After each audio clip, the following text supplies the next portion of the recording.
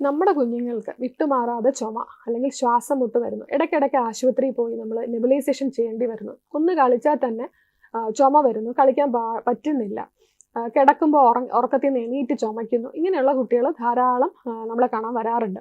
അപ്പോൾ അലർജി അല്ലെങ്കിൽ asthma issues ഉള്ള കുട്ടികളിലാണ് ഈ ഒരു പ്രവണത കാണുന്നത്. ആസ്മ അല്ലെങ്കിൽ അലർജിക്ക് നമുക്ക് എന്ത് പരിഹാരമാണ് നമുക്ക് ചെയ്യാൻ പറ്റുക? പലരും ചോദിക്കാറുണ്ട്. വീട്ടിൽ എന്ത് ചെയ്യാൻ പറ്റും? ഇൻഹേലർ ഉപയോഗിക്കുന്ന പ്രശ്നമല്ല, ഇൻഹേലർ ഉപയോഗിച്ചാൽ അത് ജീവിതകാലം മുഴുവൻ ഉപയോഗിക്കേണ്ടി വരും.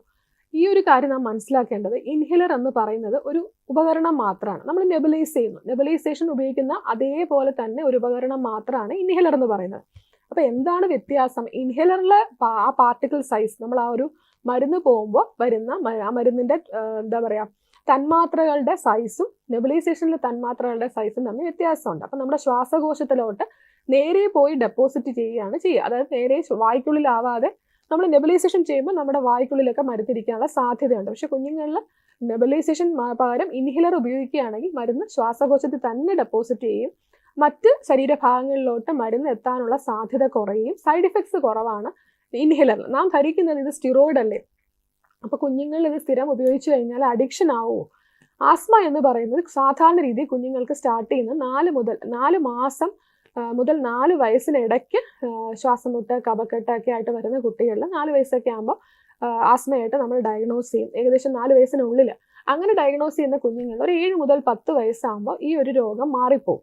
ആസ്മ ഒരു ലൈഫ് ലോങ് അല്ലെങ്കിൽ ചൈൽഡ്ഹുഡ്, കുട്ടിക്കാലത്ത് തുടങ്ങുന്ന ആസ്മ രോഗം കുട്ടികളിൽ നീണ്ടു നിൽക്കുകയില്ല. പക്ഷെ മറിച്ച് ഒരു 10 വയസ്സിന് ശേഷം വരുന്ന കുട്ടികളാണെങ്കിൽ 10നും 15 വയസ്സിനും ഇടയ്ക്കാണ് ഈ ഒരു വീസിങ് അല്ലെങ്കിൽ ചുമ ഇങ്ങനെ വന്നുകൊണ്ടിരിക്കുന്നു, കുഞ്ഞ് കളിക്കുമ്പോൾ ബുദ്ധിമുട്ട്, അങ്ങനെയുള്ള കുട്ടികളിൽ 25-30 വയസ്സൊക്കെ ആകുമ്പോൾ മാറിപ്പോകും. നമ്മുടെ വീട്ടിൽ തന്നെ 3 തരത്തിലുള്ള അലർജി സിംറ്റംസ് ഉള്ള ആൾക്കാർ തന്നെ കാണാം. അതാണ് ഞാൻ ഇങ്ങനെ പറഞ്ഞത്. മൂന്നാമത്തെ ഗ്രൂപ്പ് എന്ന് പറയുന്നത് 30 വയസ്സിന് ഒരു പ്രശ്നമില്ല, 30 വയസ്സിന് ശേഷം ആസ്മ അല്ലെങ്കിൽ ആസ്മയുടെ ശല്യം അല്ലെങ്കിൽ വീസിങ് ആയിട്ട് വരുന്നു. അങ്ങനെയുള്ള ആൾക്കാരിൽ മാറാനുള്ള സാധ്യത വളരെ കുറവാണ്. അപ്പോൾ ഇൻഹേലർ എന്ന് പറയുന്ന കുട്ടികളിൽ ഉപയോഗിക്കുന്ന ദീർഘകാലമായി ലൈഫ് ലോങ്, ചെറിയ പ്രായത്തിൽ ഉപയോഗിക്കുന്നത് ദീർഘകാലം ആവശ്യം വരികയില്ല. നാം അതിനെ ഭയപ്പെടേണ്ട കാര്യമില്ല. മറിച്ച് സ്റ്റിറോയിഡ് എന്ന മരുന്നിനെ നാം ഭയപ്പെടേണ്ടതുണ്ടോ? സ്റ്റിറോയിഡ് എന്ന് പറയുന്ന ആസ്മയുടെ ചികിത്സയിൽ വളരെ വലിയൊരു ഫാക്ടറാണ്.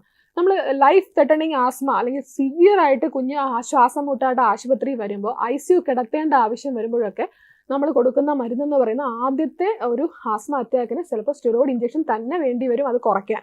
അപ്പോൾ ആസ്മയ്ക്ക് സ്റ്റിറോയിഡ് ഉപയോഗിക്കാതെ സിവിയർ ആയിട്ടുള്ള കേസുകളിൽ പറ്റുകയില്ല. എന്തുകൊണ്ടാണത്? ശ്വാസകോശത്തിൽ സംഭവിക്കുന്ന ചേഞ്ചസ് നാം മനസ്സിലാക്കേണ്ടിയിരിക്കുന്നു.